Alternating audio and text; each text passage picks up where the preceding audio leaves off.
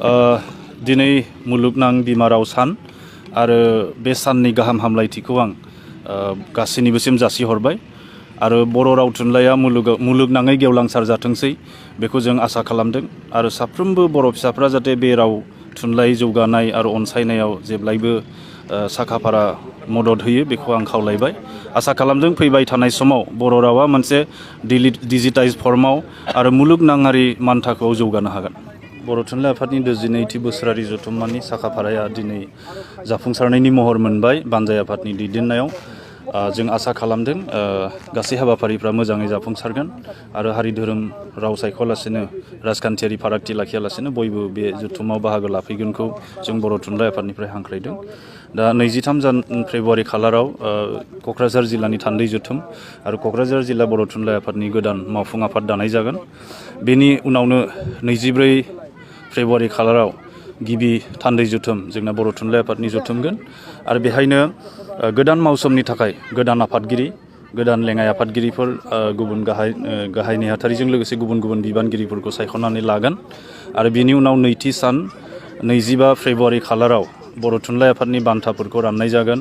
आरो बर' थुनलाइ आफादजों लोगोसे गुबुन गुबुन लिरगिरिफोरनि जि बिजाबफोर सेबखांनाय बे बिजाबफोरखौ बेखेवनाय जागोन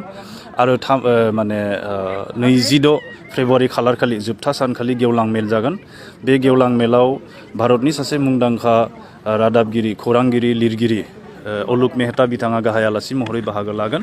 आरो बे जथुम्मायावनो मुंदांखा थुनलाइगिरि आलासि महरै गान्धी हिन्दुस्तानी साहित्य सभानिफ्राय प्रफेसर रमेश भारद्वाज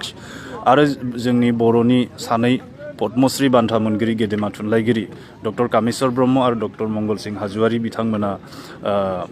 हांख्रायजानाय मख'जाथाव थुनलाइगिरि आलासि महरै बाहागो लागोन आरो गपिनाथ बरगयारि बर' थुनलाइ आफादनि बारग' आफादगिरि बिथाङा थांखि जानाय बुंथिगिरि आलासि महरै बाहागो लागोन आरो गुबुन गुबुन बोसोरफोरनि बायदिनो आसामनि गिबि मन्थ्रिया फैनानै बे गेवलां मेलखौ बेखेवनानै होफैगोन आरो बे जथुमावनो आसाम बिधान सभानि बुंथिगिरि बिश्वजित दैमारि मन्त्रि इउजि ब्रह्म बिटिआरनि चिफ प्रमद बर'जों लोगोसे गोबांथार बर'नि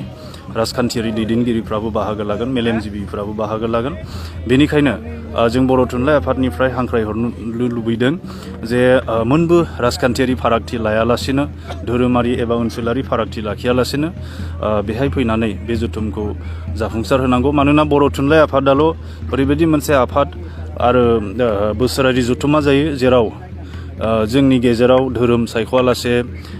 खामानि मावनायनि फारागथिखौ लाखियालासे एबा राजखान्थियारि सानथ्रिफोरखौ फारागथि लायालासेनो गासैबो बाहागोनि मानसिफ्रा फैनानै बेहाय बाहागो लानो हायो। बेनिखायनो आं बर' थुनलाइ आफादनि जानानै साफ्रोमबो बर' फिसाफोरखौ बे हाबाफारियाव बाहागो लाफैनो थाखाय खावलायहरनाय जाबाय।